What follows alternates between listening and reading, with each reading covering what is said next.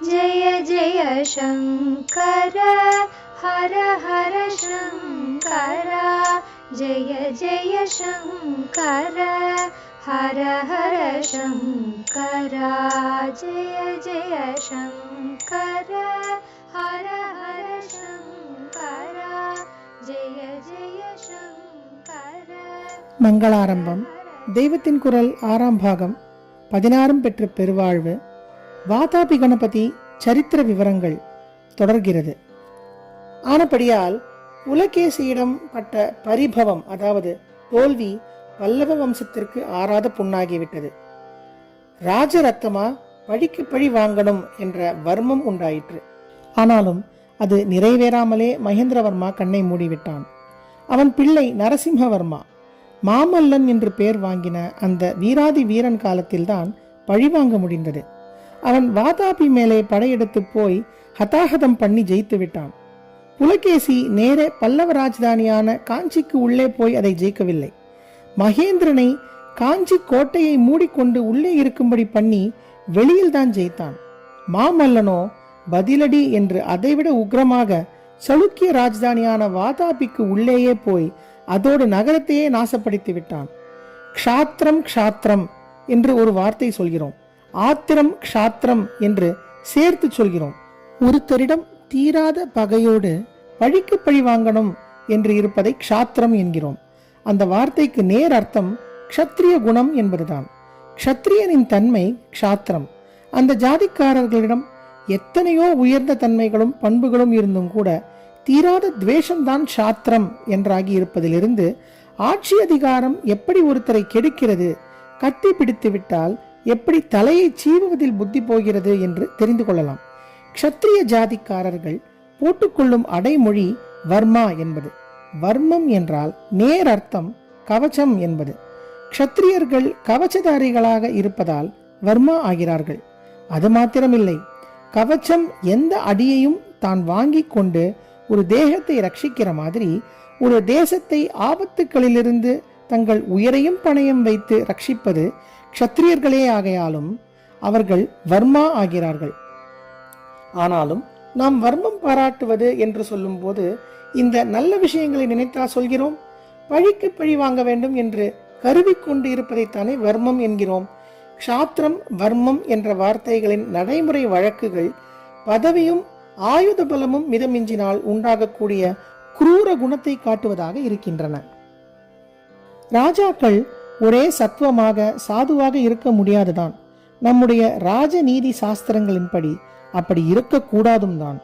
தர்ம யுத்தம், தங்களை ஜெயித்தவனை திரும்பி தாக்கி ஜெயிப்பது எல்லாம் அவர்களுக்கு வீர கடமையாகவே சொல்லியிருக்கிறது. ஆனாலும் அதில் கட்டுப்பாடு வேண்டும். சத்ரு ராஜாவின் மேல், சைன்யத்தின் மேல் ராட்சசத்தனமான நடவடிக்கை எடுக்கக்கூடாது. யுத்தத்தில் சேராத ஊர் மேல் ராட்சச தாக்குதல் பண்ணவே கூடாது. லங்காபுரி வாசிகள் அசல் ராட்சசர்களே ஆனதால் அந்த ஊரை ஹனுமார் தகனம் பண்ணியது. அது மற்ற ஊர்களுக்கும் சிவிலியன் பாப்புலேஷனுக்கும் படையில் சேர்ந்திராத ஏனைய பிரஜைகளுக்கும் பொருந்தாது. வேத பிராமணர்களை நிரம்ப ஆதரித்தவனும் சம்ஸ்கிருத கடிகைகளை நிரம்ப போஷித்தவனும் தெய்வ வழிபாட்டை நன்றாக வளர்த்தவனும் அதன் உபாங்கமாக லோகமெல்லாம் புகழும்படி சில்பக்கலைக்கு விசேஷ முன்னேற்றம் கொடுத்தவனுமான நரசிம்மவர்மா மாதிரியான ராஜாவை கூட க்ஷாத்திரம் வர்மம் என்பது விட்டு வைக்கவில்லை. அதனால்தான் அவன் சளுக்கியர்களின் தலைநகரமான வாதாபியை துவம்சம் பண்ணி தரைமட்டமாக்கினான். வாதாபி கொண்ட நரசிங்க போத்தரையன் என்ற பட்டப்பேர் சூட்டி கொண்டான். வாதாபியிலேயே அவன் அந்த ஊரை ஜெயித்ததை பெருமையாக பிரகடனம் பண்ணி கொண்ட ஒரு சிலாசாசனம் இன்றைக்கும் இருக்கிறது. சளுக்கியர்கள் மாத்திரம் சளைப்பார்களா க்ஷாத்திரத்தில்? பல்லவர்கள் மண்ணை கவ்வும்படி பண்ணி பதிலடியாக அவர்களுடைய ராஜதானியான காஞ்சிபுரத்தை மண்ணோடு மண்ணாக்கணும் என்பதே அந்த ராஜவம்சத்துக்கு சதா சிந்தனையாயிற்று. நரசிம்மவர்மாவுடைய வெற்றிக்கு சுமார் 1 நூற்றாண்டுக்கு அப்புறம் சளுக்கிய ராஜாவாக இருந்த, அதாவது 2வது விக்ரமாதித்தன் ஆசைப்பட்டபடியே பல்லவர்களை ஜெயித்து விட்டான். காஞ்சிபுரத்தையும் அவன் பிடித்து விட்டான். அப்போது மட்டும் விக்ரமாதித்யன் தன் க்ஷாத்திரத்தை நன்றாக தீர்த்து கொள்ள வேண்டும் என்று பிடிவாதமாயிருந்திருந்தால் காஞ்சியை தரைமட்டமாக மண்ணோடு மண்ணாகவே பண்ணியிருக்க முடியும், அல்லது எரியூட்டு விழா நடத்தி சாம்பலே ஆக்கியிருக்க முடியும். அப்போது அங்கே சில்ப விசேஷத்துக்கு இதைவிட ஒரு கோயில் இருக்க முடியாது என்று இன்றைக்கும் நாம் சொல்கிற கைலாசநாதர் கோவிலும் முளைத்துவிட்டது. இரண்டாவது பரமேஸ்வர வர்மாவுக்கு பிரெடிசிசராக முந்தைய அரசனாக இருந்த ராஜசிம்ஹன் காலத்திலேயே அந்த அற்புதமான கோவில் எழும்பிவிட்டது. விக்ரமாதித்தன் நினைத்திருந்தால் அதை தரைமட்டமாக பண்ணியிருக்கலாம். அப்படி கூட ஒரு ஹிந்து ராஜாவே ஒரு ஹிந்து கோவிலை இடிப்பானா என்றால், க்ஷாத்திரம் என்று சொன்னேனே, அதில் கண்மூடி போய் இப்படியும் சில நடந்துதான் இருக்கிறது. நம் சங்கர மடங்களில் ஒன்றிலேயே இந்த மாதிரி நடந்திருக்கிறது. நம்புவதற்கு கூட முடியாமல் இருக்கும். ஒரு துருக்க ராஜா அந்த மடத்திடம் ரொம்ப அபிமானம், பக்தியே வைத்திருந்தான்.